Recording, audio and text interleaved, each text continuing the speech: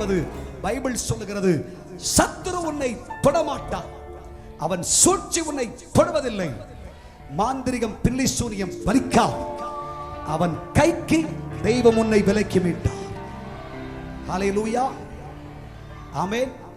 சுத்தி சுத்தி சத்துருதான், ஆனா கர்த்தர் உன்னை ஒப்பு கொடுக்க மாட்டார். அவன் சதி பலிக்காது, சூழ்ச்சி பலிக்காது, மந்திர தந்திரம் பலிக்காது. அவன் உனக்கு முன்பாய் இல்பொருள் ஆவான், ஓடி போவான்.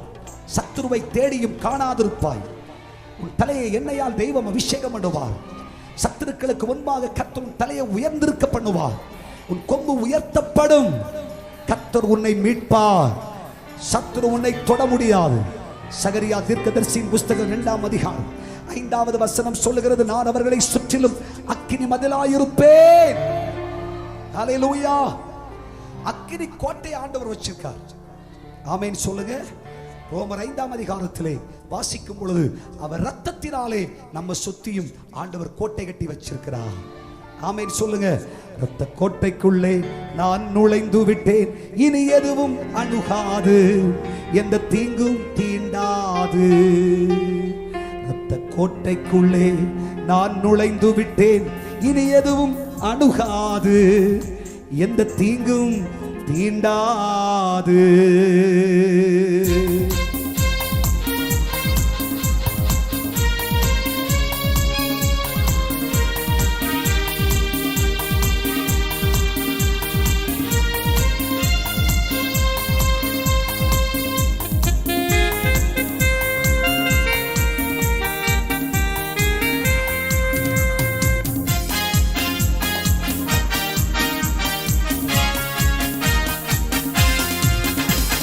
நேசரின் ரத்தம் என் மேலே நெருங்காது சாத்தா.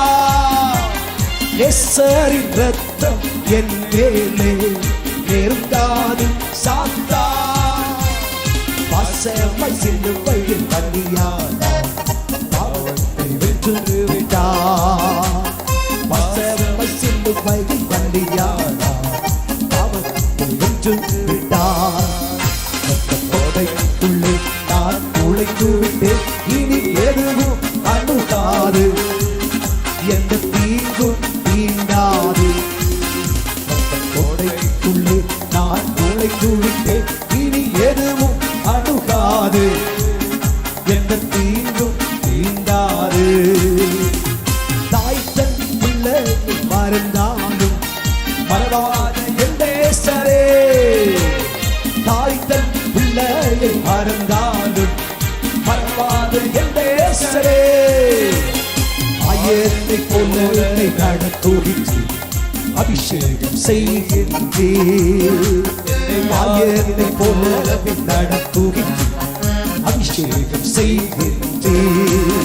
ரத்த கோட்டைக்குள்ளே நான் நுழைந்து விட்டேன், இனி எதுவும் அணுகாது, எந்த தீங்கும் தீண்டாது.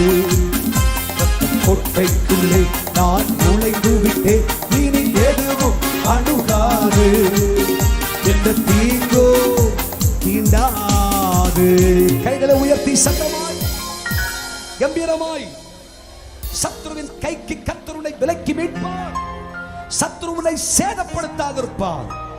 அவர் உன்னை சுற்றிலும் மதிலாயிருப்பார், கோட்டை கட்டி வச்சுப்பார். ஆமென் சொல்லுங்க.